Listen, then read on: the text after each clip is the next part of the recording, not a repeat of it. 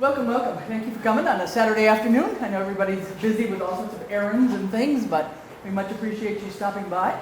And this is one of the programs sponsored by the 250th Anniversary Committee, a group that I've been heading up for a number of months now, but we've been trying with a bunch of volunteers and a lot of creative and evolving ideas, I guess I would say. Every month there's something new. So we've been trying to put on a couple of events every month since basically the bell ringing on New Year's Day. And we're going to go to, yes, our bell ringer, Doris, right there. We rang the bells, the church bell, 250 times. So yes. If you missed it, we might do it at New Year's Eve. I don't know. Maybe at like 9 p.m. Oh, yeah, right. I know, Doris is here. No, that's fine. Anyway, so today we just got a special treat. We have Judith Miller Conlin here, who is the chair of our cemetery commission here in town. And she's a known historian and who's just dug into lots and lots of history in Southampton and is going to give us a real insight into the West Part Cemetery, which many of us have probably never been to. I think some of us may have driven by it, but don't even know exactly where it is. It's a little bit hidden if you don't know what you're looking for. So we'll turn it over to Judith, and thank you for coming.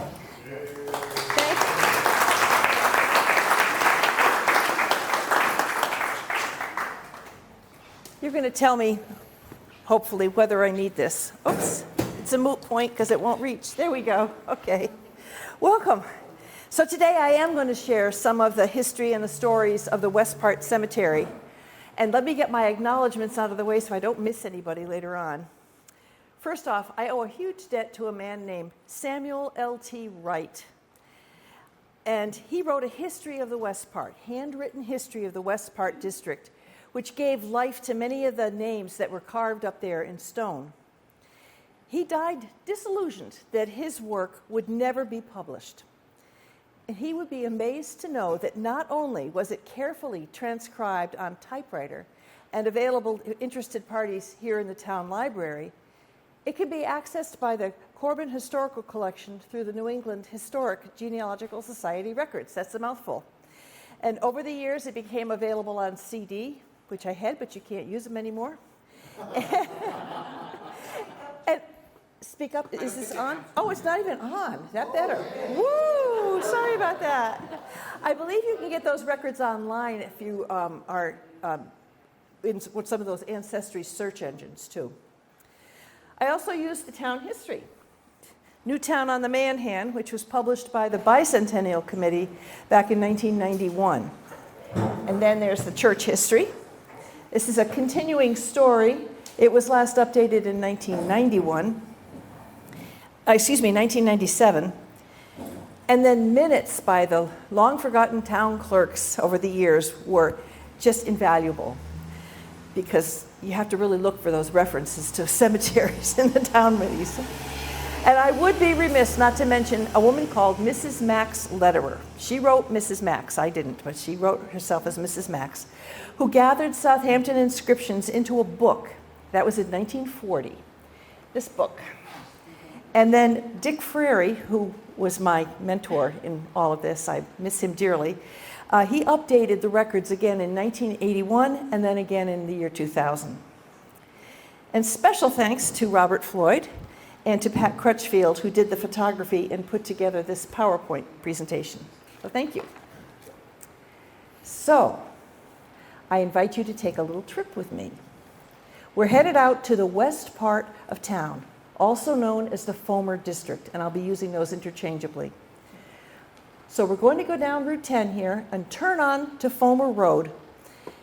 Ice cream at Sheldon's, we'll have to wait for the return trip. In less than a mile, the road splits. When you're going up Fomer, the road splits, and Fomer Road veers off to the right. This is exactly where you want to be. You will start out on a tarred road that will variously become gravel, and then it becomes dirt. And it twists and turns, and it will lead you eventually to a quiet burial ground on a rise to your left. Once you arrive, the hike to enter is short but very steep, whether you climb the stone steps at the center or take the access road to your right. And if you do visit, please be careful. I've almost slipped and fallen many times. My understanding is that this part of town got the name of Foamer because of the rushing waters and the waterfalls of the south branch of the Manhan River and its many brooks. And they frothed and they foamed as they tumbled over the rocks. It was these waters that made the area economically viable. And they fostered the cider mills and the sawmills that dotted the landscape. In fact, there were at least 8 cider mills, 3 brandy distilleries, and quite a few sawmills, often family affairs, that dotted the landscape in the area. The community's fortunes ebbed and flowed with the strength of the water power. Years went by, and in 1895, the city of Holyoke, in desperate need for water for its inhabitants and industry, looked to Southampton to solve its needs, and not always by scrupulous means. The city forged ahead with plans to dam up the water from the Manhan River in the west part, without regard to the wishes and the needs of Southampton residents. Southampton fought back. Holyoke took its case to the State House in Boston, and it took a while, but they won. And in 1898, Holyoke took the land and created what would become today the Ty Carmody Reservoir. The reservoir dammed up the brooks and the hydropower that the West Part mills required. And with the soil played out and the hydropower compromised, families moved away. Abandoned houses began to fall apart, leaving just the cellar holes and the clues to a once active neighborhood. Roads were overgrown and nature took its due, finally leaving just a scattering of homes in the area. Still, there was a schoolhouse serving the Foamer district until 1921, when Evelyn Coe, soon to be Evelyn Parsons, ring any bells? Yes, taught the last class there. And she continued on to teach generations of Southampton school children. In fact, she taught my 4th grade class at the Norris School, and Barry was there, and David was there, and you were there. So a lot of people had Evelyn Parsons. But in its heyday in the West Part, there were over 40 homesteads in the Foamer section. There were lots of marriages between the households and those of nearby Montgomery, Westhampton, and the Norwich section of Huntington. As you might suggest, this led to a lot of babies and inevitably deaths, which led to a need for a burial place for the locals. Which isn't to say that plenty of people from the West Part aren't buried up here on the hill in the center cemetery. Judith? Yes. Oh, thank you, thank you. This is a bit of interest. Earlier this year, going up to the West Part Cemetery, this is what we discovered. This large tree had fallen, but it was a miracle. Look at this. It fell in between the stones. It fell in between all of the stones with just one little nick out of one stone that was taken off. Look how it fell. It just couldn't happen that way, but it did. It's gone now, thanks to some very helpful people. But thank you for reminding me about that. See, there are spirits there that protect the cemetery. There were burials in the West Part Cemetery starting at least by 1788. And in that year, the stillborn son of Isaac and Mindwell Parsons was interred and marked with a stone that is no longer there. The stones for the Parsons baby is very interesting because and also unusual, because most stillborn or early infant deaths were not marked at that time. But the Parsons were pretty well off by settler standards, which would explain their ability to provide such a stone. In fact, the Parsons were among the early settlers in the West Part, and they owned about 640 acres, situated near what would become the Foamer schoolhouse that we just talked about.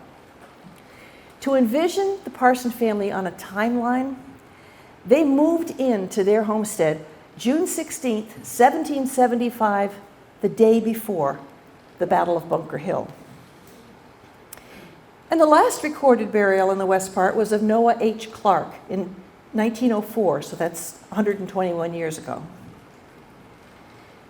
Town records start to discuss the West Part Cemetery in 1808, when a committee was formed to inspect and repair the fence. Not the current fence, probably a wooden fence that was up there.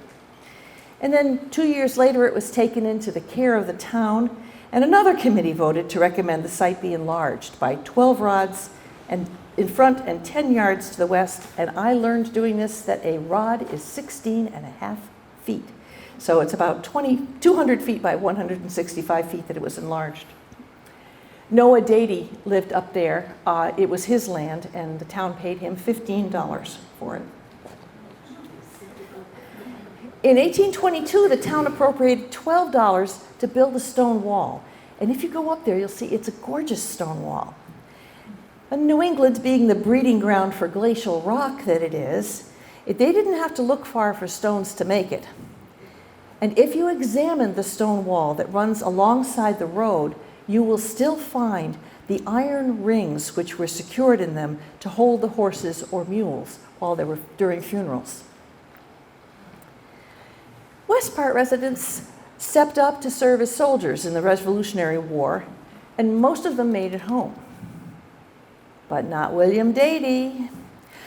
Dady died at Fort Ticonderoga, New York, of smallpox, having disobeyed General George Washington's edict to the troops that all be vaccinated against the dread disease. Dady refused, and it didn't turn out well for him.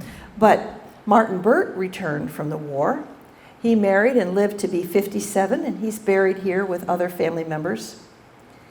Gad Pomeroy, there we go. Gad Pomeroy lived to age 75. He's also interred at the West Part, as is Nathaniel Loomis, who was famed for deeds of strength and bravery during his war service. He died at age 61 from a kick from a horse. It is the stories and the people behind the stories that make this all so interesting to me. When I first became a member of the Association for Gravestone Studies and paid my dues, I received a bumper sticker that said, "Caution, I break for old graveyards." And that's a pretty accurate description.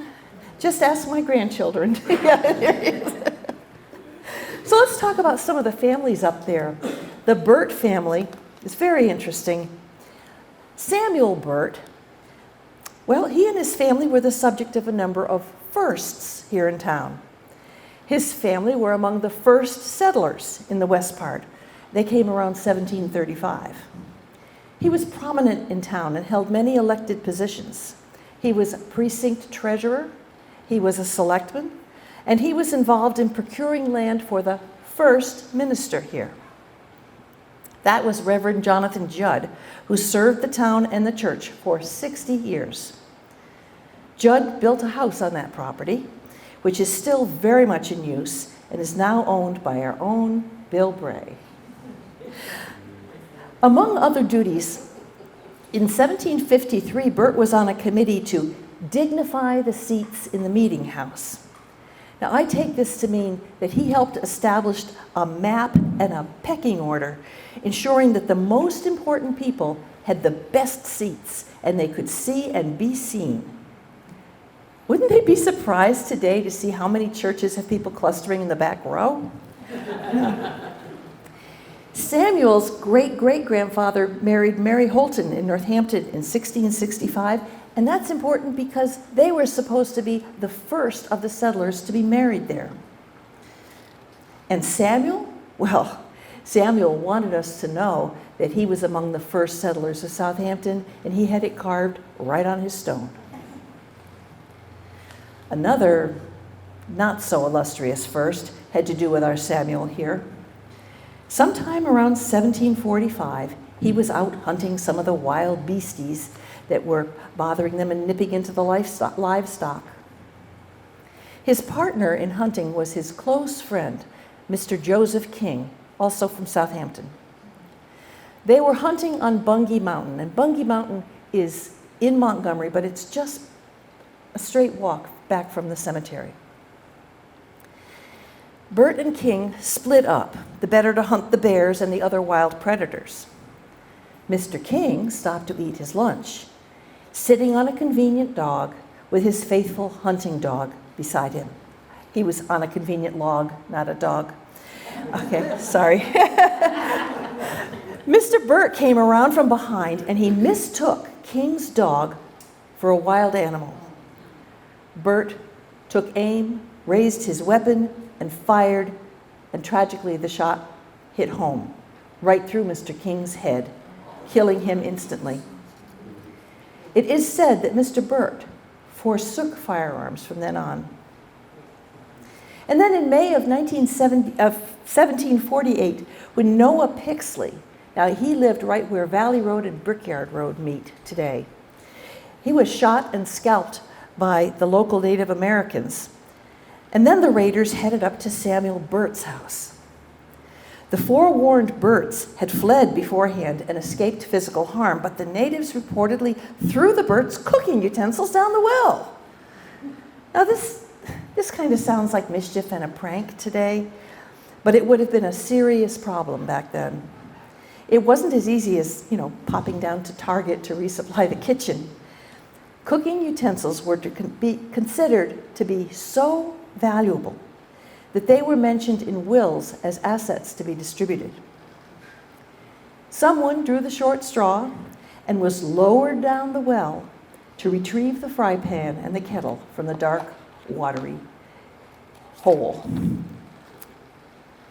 Now, Samuel's wife, Mrs. Hannah Burt, was a noted midwife.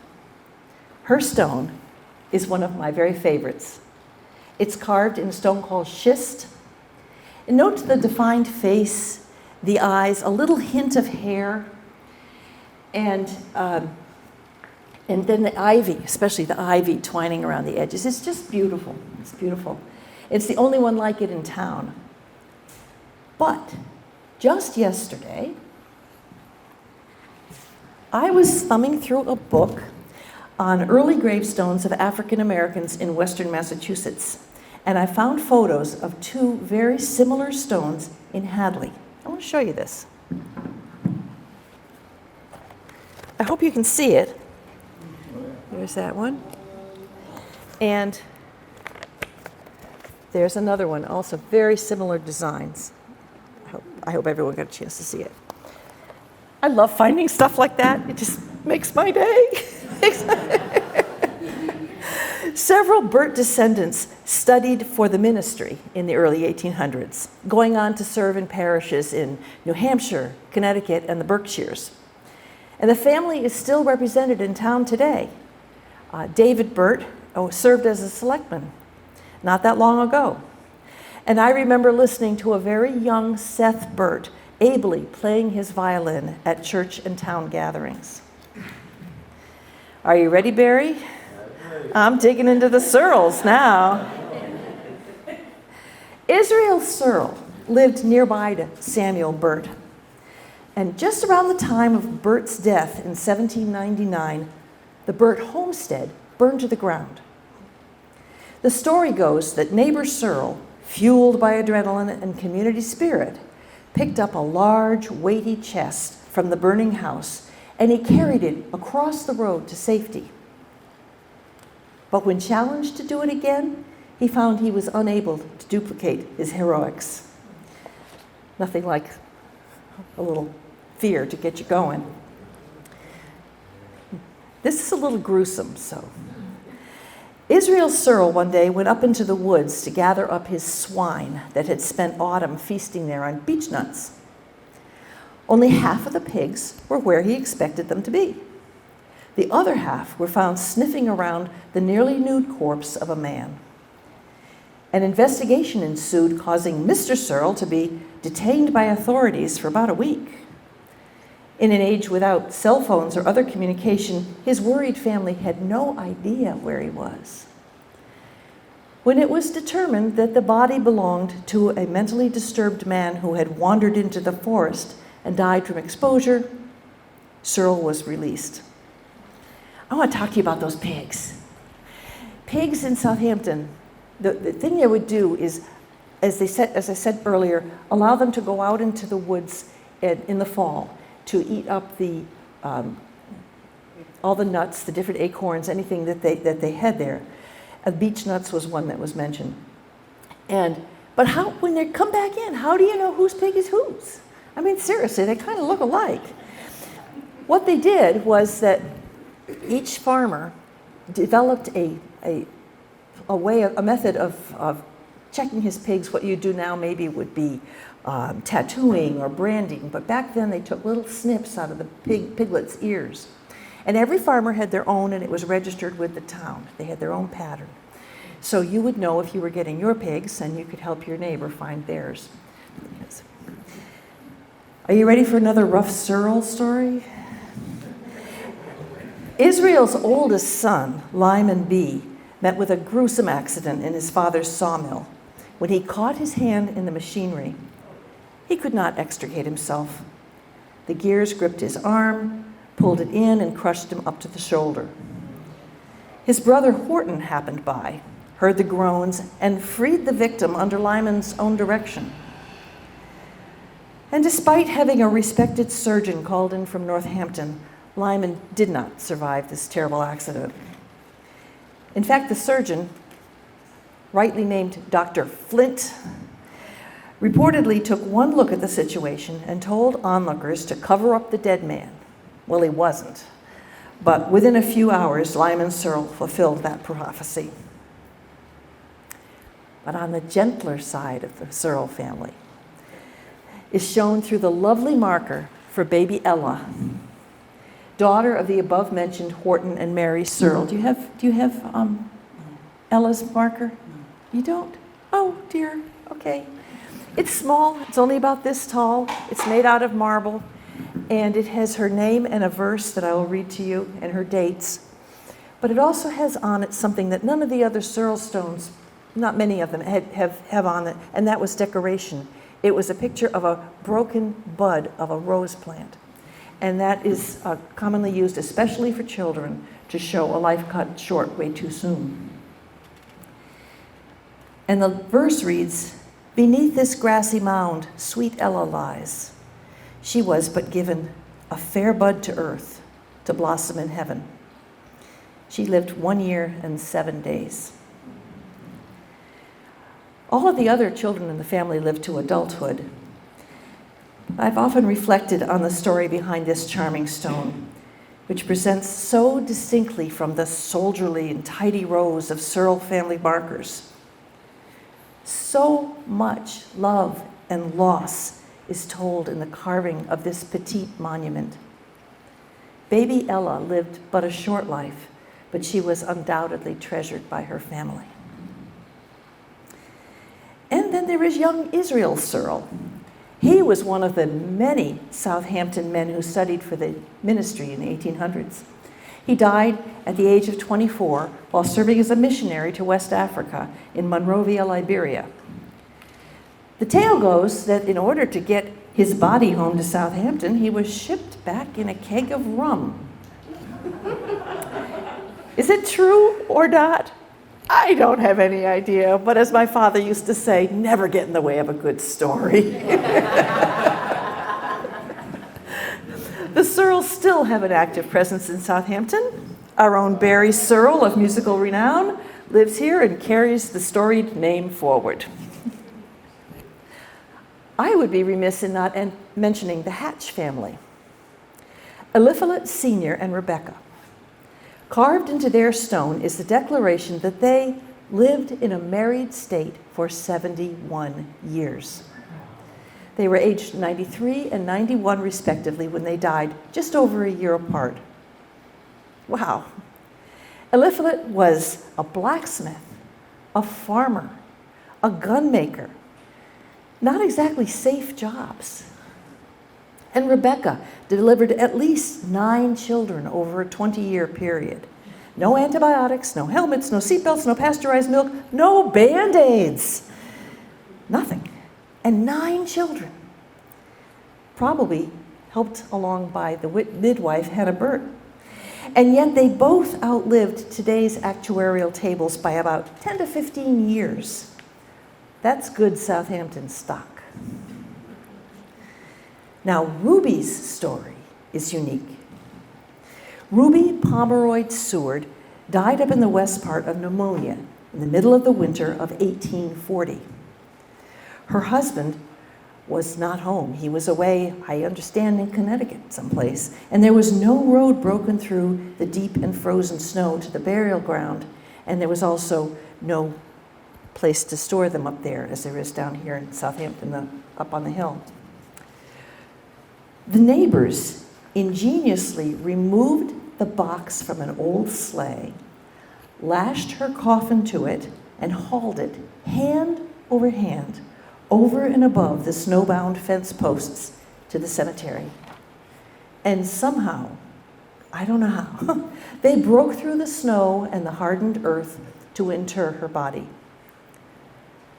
Unfortunately, they buried her in the very spot that was to become the access road.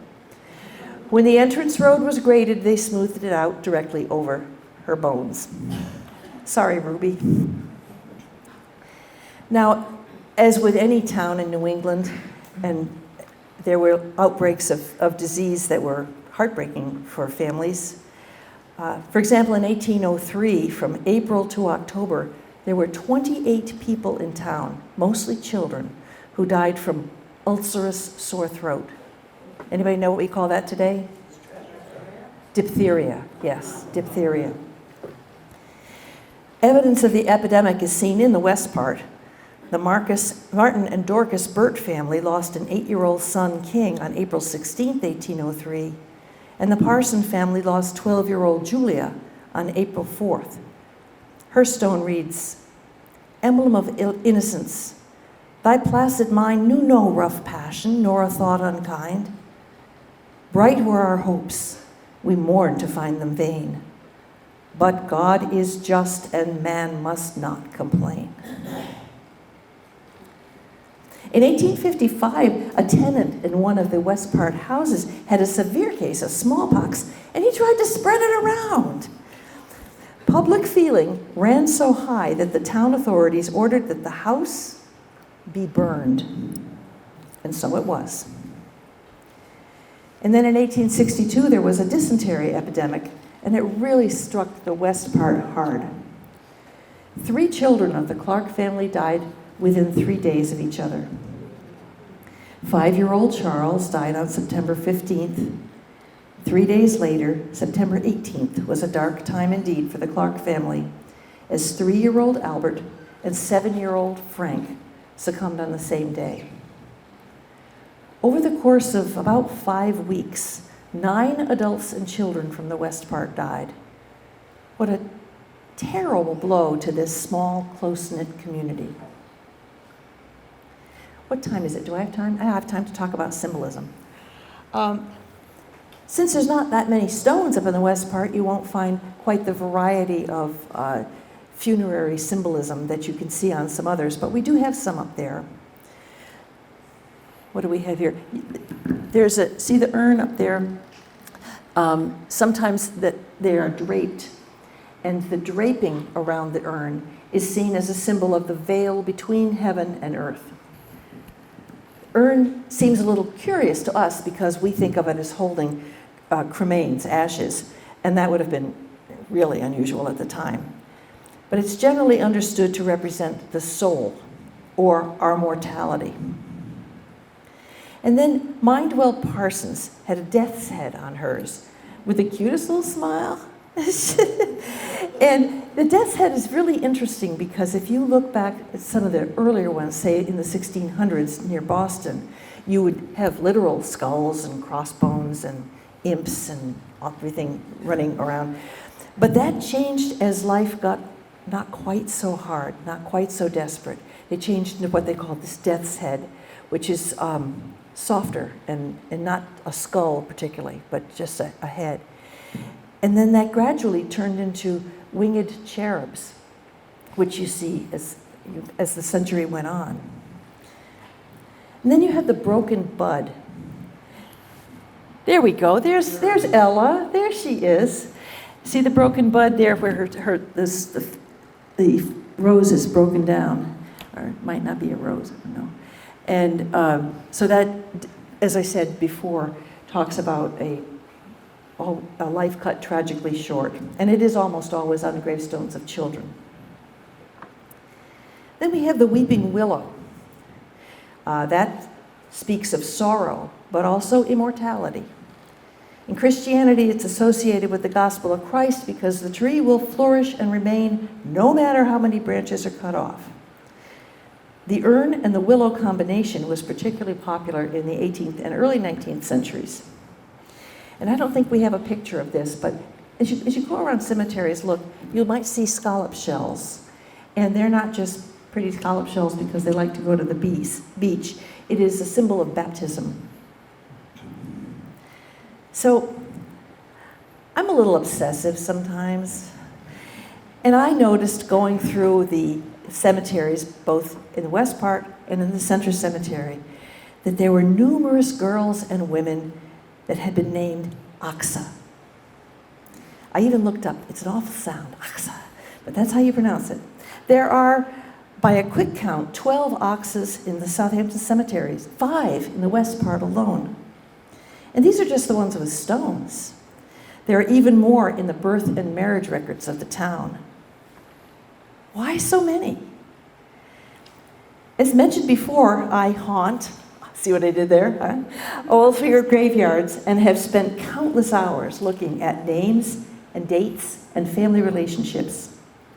Yet I could count on one hand, probably with a couple of fingers hidden, the number of Oxas that I have found elsewhere. Again, why so many here? So, yeah, I'm a bit of a nerd. So I sought to answer the question. First, I scoured 60 years of Reverend Jonathan Judd's scripture references in his diary, thinking that since virtually all the town would be in church on any given Sunday, perhaps a rousing sermon had started the trend. Nothing. I made a timeline and I placed each Oxa's birth on it in relation to national and local history. Many were born during and after the Revolution, and some Oxas named their daughters Oxa as well. A clue? A flicker of understanding? Well then, in 1999, I received a Christmas present from my husband. It was a Bible. And it was illustrated by Barry Mosher, who's one of my favorite artists.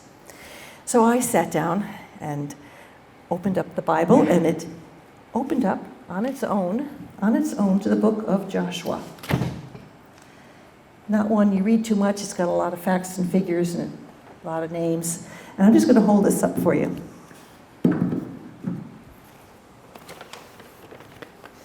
This is what it opened up to. And underneath that picture, it says, anyone? Oxa. Yeah, there she is. So you can cue the spooky music at that point. So it wasn't just any page. This is Joshua 15, which included a half-page illustration of Oxa that we just saw. There were 3 verses in her story. She was the daughter of Caleb. She was given as a prize in marriage to the man who could conquer a town that Caleb wished to include in his landholdings. But she was practical and smart, and she urged her father to grant the new couple not just the arid land that was given to her in marriage, but to be sure that it had ample water as well. "Give me a present," she said, "since you have set me in the land of the Negeb," which is a desert area south-southeast of the Gaza Strip. "Give me also springs of water." And Caleb gave her the upper springs and the lower springs. You know, sometimes you can chase your tail in search of a complex answer when the simplest one is standing in front of you. Water. A basic need for life. Water. Like that splashed and sparkled through the west part, driving mills whose output fed the needs of a hard-working community. Water that cleanses and rejuvenates. Water that gently bathes a newborn or solemnly washes the dead before burial. The residents of the west part lived every day with this knowledge. How great a recognition of the significance of the water it would be to name your daughter Aksa, named for a strong and practical woman. She may have been from the Middle East, but she was a Yankee if there ever was one. Here in Southampton, we haven't forgotten the need and the importance of this precious resource. Why, in 2008, we were recognized for having the best town water in small towns in the country. You have that? No? Okay. And in the early 1960s, when Holyoke attempted to annex Southampton for its water resources, Southampton again fought back. So now it's time to leave this beautiful cemetery. Time to maneuver down the steep steps or the even steeper footpath. Time to get back in the car and head home. Time to unhitch your horse from the iron rings on the stone wall. Time to give way to the wildlife making its home among the silent stones. And time to release the old graveyard back to the souls who rest there. May they find peace and community in the stillness.